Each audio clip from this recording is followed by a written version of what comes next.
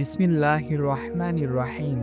আপনি কি জানেন জান্নাতে কখনো রাত হবে না? এই কথাটি হয়তো শুনেছেন, কিন্তু কখনো গভীরভাবে চিন্তা করেছেন কেন রাত হবে না?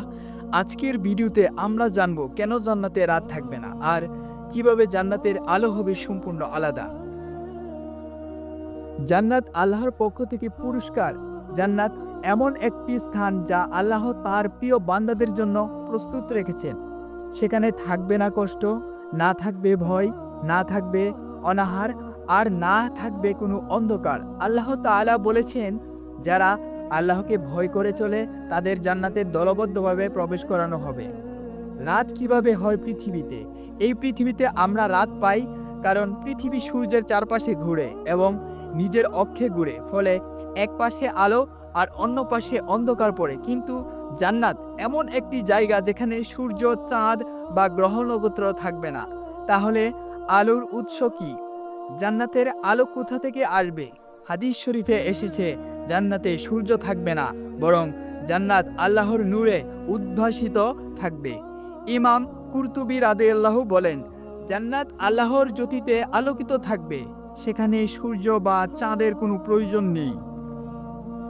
কুরআনে বলা হয়েছে, অর্থাৎ তারা সেখানে সূর্য বা প্রচণ্ড ঠান্ডা কিছুই দেখতে পাবে না। আল্লাহ নিজেই সেখানে আলো দেবেন। জান্নাতে কোনো কাজ শেষ হয়ে যাবে না, ক্লান্তি আসবে না, বিশ্রামের প্রয়োজন হবে না। এই জন্যই রাতের কোনো প্রয়োজন নেই। কুরআনে বলা হয়েছে, তারা সেখানে ক্লান্ত হবে না এবং কখনো বের করাও হবে না তাদেরকে। জান্নাতের আলো কতটা সুন্দর! হাদিসে এসেছে, জান্নাতের প্রতিটি ঘরের দেওয়ালে হবে স্বচ্ছ মুক্তার মতো, যার ভেতরে বাইরের আলো দেখা যাবে। কোনো বাতির প্রয়োজন হবে না। আল্লাহর নূর, ফেরেশতাদের নূর এবং জান্নাতীদের মুখমণ্ডলের আলো পুরো পরিবেশকে আলোকিত করে রাখবে। একটি হাদিসে নবীজি সাল্লাল্লাহু আলাইহি সাল্লাম বলেছেন, জান্নাতে এমন আলো থাকবে যা সূর্যের থেকেও সুন্দর এবং প্রশান্তি দানকারী।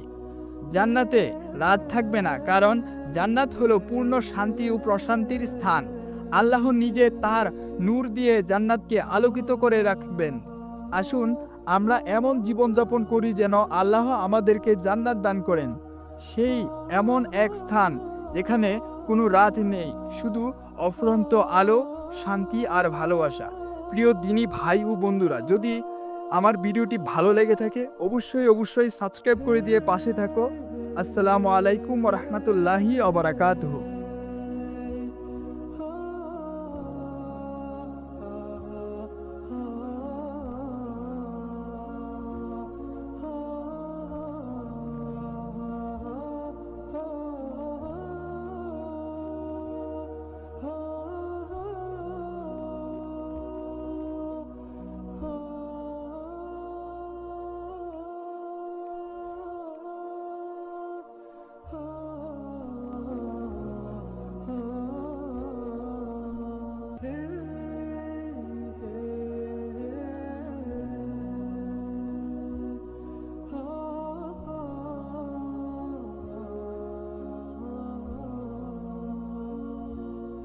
প্রিয় দিনী ভাই ও বোনেরা, আল্লাহ যেন আমাদের এমন কঠিন শাস্তি থেকে হেফাজত করেন, আমাদের ঈমানকে হেফাজত করেন, আমাদের পরিবার সমাজকে অন্যায় থেকে রক্ষা করেন।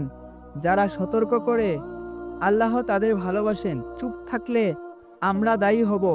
যদি ভিডিওটি ভালো লেগে থাকে লাইক দিন, শেয়ার করুন এবং হেদায়েতের আলো চ্যানেলটি সাবস্ক্রাইব করুন।